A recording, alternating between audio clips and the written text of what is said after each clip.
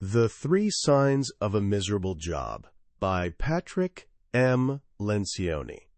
You know that feeling, right? That creeping sense of dread that starts creeping in Sunday afternoon? They call it the Sunday blues. The weekend freedom is slipping away, and suddenly you're thinking about Monday morning. Your desk. Your boss. Those endless meetings. The mountain of tasks. And just like that, before the week has even started, you're already exhausted. We're told this is just how life works. That work is supposed to be a grind, something you push through to pay the bills and make it to the weekend. Find a good job, they say. Get a nice title, a decent salary, maybe that corner office with the killer view. For a while, you might even believe it's enough. But here's the thing. What happens when you have that good job and you're still miserable? What happens when you're the engineer, the teacher, the executive who carefully chose this career based on passion and genuine interest, and you still can't shake that Monday morning dread? This question haunted author Patrick Lencioni for years. He watched people in high-paying, prestigious positions silently suffering, their passion evaporating day by day. And then he'd see others, gardeners, waitresses, hotel housekeepers, who somehow found real fulfillment in their work, despite having less glamorous roles. That's when it hit him. There's a massive difference between a bad job and a miserable job. A bad job might be physically demanding or poorly paid. But a miserable job? That's something else entirely. It's poison for the soul. The kind of work that leaves you more cynical, more frustrated, more depleted at day's end than when you started. It follows you home, seeping into your relationships, your health, your very spirit. In his powerful book, The Three Signs of a Miserable Job, Lencioni tells a story that digs deep into the root causes of this widespread unhappiness. And here's the kicker. The answer is so simple, so profoundly obvious, you'll wonder how we all missed it for so long. By the time we're done today, you won't just understand why so many people are miserable at work. You'll actually hold the key to transforming any job. Whether it's flipping burgers at 16 or leading a Fortune 500 company, into a source of real fulfillment and purpose. You'll understand the three fundamental human needs that, when ignored, create absolute misery. And once you see them, you can't unsee them. This isn't just about making work better, it's about making life better. So let's jump into the story of a man who had everything, lost it all, and found the truth in the absolute last place he expected. Brian Bailey was the kind of leader people write case studies about. For 17 years, he'd been the CEO of J&J Fitness Machines, building it into an industry powerhouse, successful, respected, financially secure. But what Brian really loved wasn't the profits or the products. It was creating a workplace where people, especially the factory workers, genuinely felt valued and fulfilled. J&J wasn't just a company. It was a community, consistently winning those Great Place to Work awards. And then, in just 19 days, it all vanished. The earthquake hit without warning. Nike, the global behemoth, announced they were entering the exercise equipment market. The entire industry went into consolidation panic mode. To protect his employees, who all owned stock, Brian knew he had to sell, and fast. The deal happened at lightning speed. The new parent company had what they called a rip-off-the-Band-Aid integration strategy. The company name changed overnight, and Brian, like most acquired CEOs, was politely shown the door within a week. After a series of tearful goodbyes, he packed up his office, walked out of the building for the last time, and drove away wondering what the rest of his life would possibly look like. Retirement. The dream, right? No more deadlines, no more stress. For Brian, it felt like a slow death. His wife, Leslie, convinced him to take a sabbatical, and they escaped to Napa Valley. But Brian was restless, aimless, like someone had erased his life's work with a giant eraser. They decided a complete change of scenery would help. They bought this gorgeous log home in Lake Tahoe, with stunning views of the ski slopes and that crystal-clear water. For a few glorious weeks, it actually felt like a dream.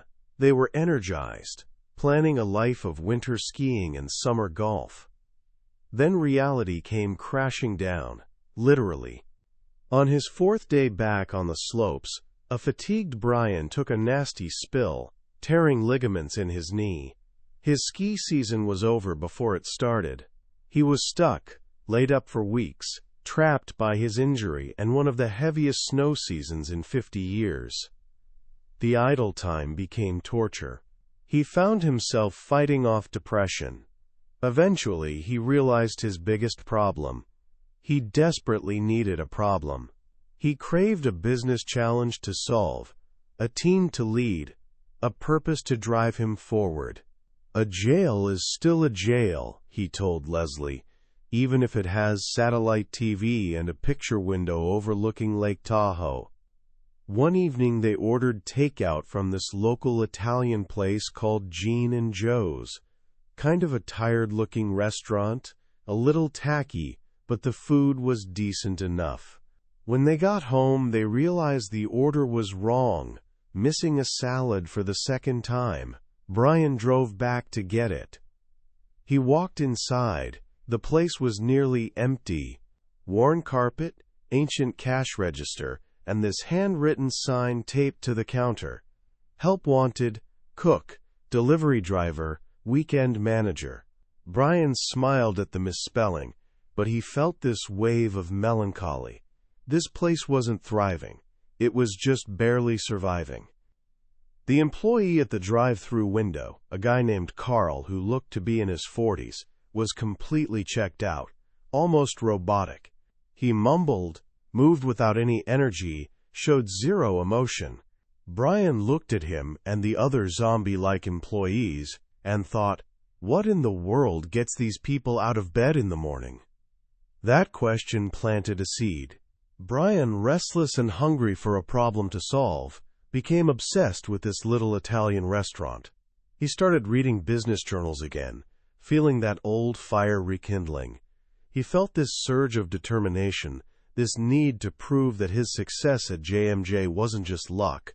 He needed to prove that building a great workplace wasn't some soft stuff, but the actual engine of real success. And then he did something absolutely crazy. He picked up the phone, called the restaurant, and asked for the owner, Joe. The next morning, he walked into Gene and Joe's, sat down across from the weathered 65-year-old owner, and handed him his resume. I'm here to apply for your weekend manager position, Brian said, completely deadpan. Joe started laughing. What is this, some kind of prank? He couldn't wrap his head around a former CEO of a major company wanting a $9 an hour job at his rundown pizzeria. But Brian was relentless, so determined that he offered to work the first week for free. And when that wasn't enough, he made an even crazier offer. He bought a minority stake in the business for $12,000 just to convince Joe to hire him. His wife, Leslie, was convinced he'd lost his mind. Why, she pleaded, why not do charity work or volunteer at church? Why this? Brian tried to explain, his voice full of passion she hadn't heard in months. I'm a manager, Les. I think it's my gift. I help people in their jobs. I saw the people who work there walking around like they're in a coma. If I can give these people something to look forward to in their jobs, then that would be pretty neat. This was his new laboratory. Gene and Joe's was where he'd conduct his grand experiment. This is where he'd uncover the 3 hidden causes of a miserable job. Brian's first 2 nights were basically a master class in dysfunction. Drive-through orders constantly messed up, and nobody, especially not Carl, seemed to care even a little. Waitresses whose service ranged from friendly to outright hostile. The only person who seemed to take any pride in his work was this young guy named Migo, who did whatever was asked without complaint. The breaking point came on a Friday night, 3 minutes before closing. Someone yelled, "Autobus!" Instantly, the entire staff sprang into action like they were preparing for a zombie apocalypse. They locked the door, shut off the lights, and literally hid in the corners of the building. Outside, a bus full of parents and players from a local high school basketball team pulled into the parking lot, hoping for a post-game meal. Seeing the restaurant was dark, they sadly climbed back on the bus and left. Inside, the employees let out a muffled cheer. It was the most passion Brian had seen from them in 2 days. He was stunned. They weren't just disengaged. They were actively sabotaging their own business just to get out of work a few minutes earlier. Brian knew he had to do something drastic. He called a staff meeting. "How many of you," he asked, "get excited about coming to work?" Silence. A few nervous laughs. Carl, the drive-through guy, spoke up with startling honesty. "I actually get kind of depressed when I wake up on Thursday mornings because I know that I'm going to be here a lot for the rest of the week." Brian made them a promise. "My job is to get you to like your jobs." He offered everyone on the weekend shift a $1 an hour raise for the next 2 months, with one condition. They had to go along with his plan. And what was his plan? It started with one simple idea. "I want everyone here to start measuring what you're doing. I believe in the old saying that if you can't measure something, you can't improve it." This was the first great secret he uncovered.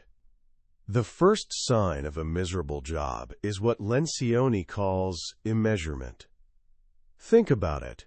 Imagine playing a basketball game where nobody kept score. How long would you stay motivated? Or being a stockbroker and never knowing if the stocks you picked went up or down. You'd lose interest fast, right? People need to be able to gauge their own progress. They need tangible evidence that they're succeeding or failing. Their success can't depend solely on some manager's subjective opinion. Great employees actually crave this kind of accountability. Poor ones run from it. So Brian started with his biggest challenge, Carl. He pulled him aside. "Carl, what would be a good way to measure whether you're doing a good job?" Carl just shrugged. "I don't know."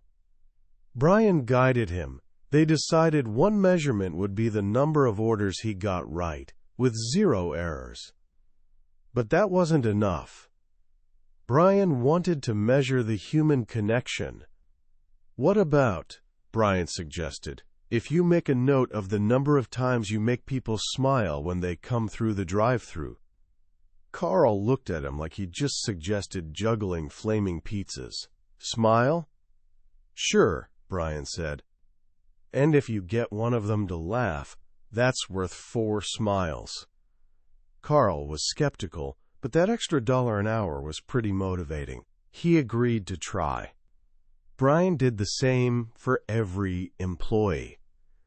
The waitresses, Patty and Jolene, would track their tips, but also the number of unprompted, positive comments from customers. The cooks, Joaquin and Kenny, would measure how long it took to get orders out. Even Salvador, the dishwasher, would be measured on maintaining an adequate supply of clean dishes for the cooks and servers. For the first time, the employees had a scoreboard. They had a way to win the day. And for a little while, it actually worked. By the end of shifts, employees were comparing their scorecards. Tips were climbing. Errors were dropping.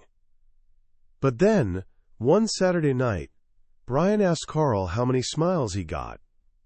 "I don't know," Carl said, still mopping the floor. "I forgot to keep track." Brian was stunned. Tristan, another employee, jumped in.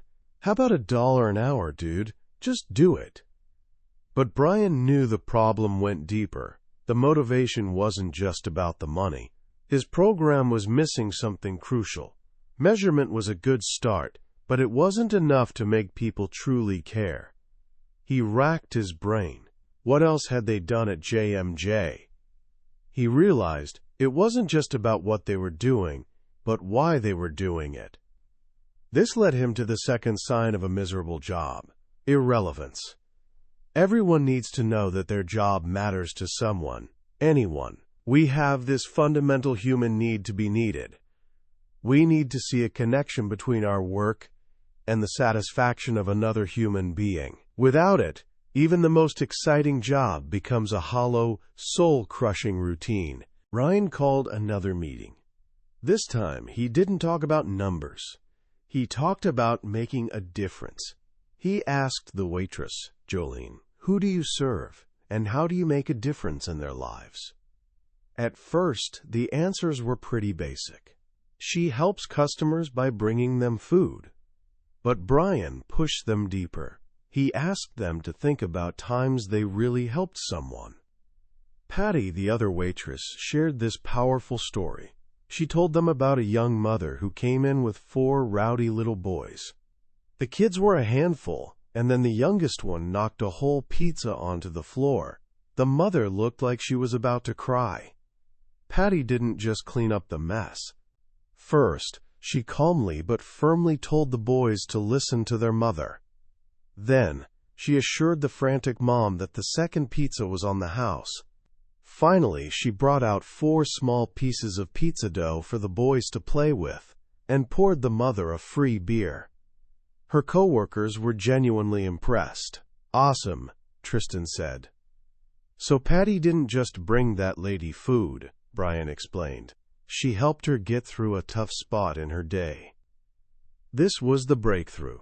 Suddenly, the staff saw their jobs in a completely new light. Jolene realized she could make an old man's entire day just by calling him sweetheart. Carl realized that when the cooks were fast, his job at the drive-thru was way less stressful, meaning the cooks were making a real difference in his life. Salvador, the quiet dishwasher, beamed with pride when Patty told him, "If you're not doing a good job, the rest of us are pretty much screwed." They were starting to see this web of connections. Their work wasn't happening in a vacuum. It was impacting customers, and it was impacting each other. Their jobs were no longer irrelevant. Things at Gene and Joe's were genuinely changing. The energy was different. Customers noticed. But Brian still felt like one piece of the puzzle was missing. He had implemented measurement and relevance, but there was a final, more personal element he hadn't addressed yet. He discovered it one night after the restaurant had been slammed by that Autobus basketball team again. This time, instead of hiding, the team had actually risen to the challenge, serving the hungry crowd with unexpected energy. To reward them, Brian went out and traded a pizza and some pasta for a feast of Chinese and Mexican food from neighboring restaurants. As they sat around after hours sharing Chixican food and a few beers, something amazing happened. For the first time, they actually started talking, not just about work, but about their lives. Brian learned about their families, their dreams, their struggles. He realized that for all the time they spent together, they were practically strangers. Joe, the owner, knew next to nothing about them. They barely knew each other. How can you feel fulfilled at work if you feel like a ghost, an anonymous cog in a machine? This was the third and final sign of a miserable job: anonymity. All human beings need to be understood and appreciated for their unique qualities by someone in a position of authority. It's not about being best friends with your boss. It's about being seen as a person, not just as a pair of hands or a job title. People who feel invisible or generic cannot love their jobs, no matter what they're doing. That night, Brian decided to start chipping away at the wall of anonymity. He went to watch Migo and Salvador play in their indoor soccer league. He met their families. He started asking small questions. Where did you grow up? What did you do for fun this week? Where'd you get that tattoo? He learned that Patty's daughter had a wheat allergy and worked with the cook to find gluten-free pizza dough for her. He brought in a science fiction book for Carl. He wasn't being intrusive. He was just being human. He was showing them that he cared about who they were beyond the four walls of that restaurant. And that was the final catalyst.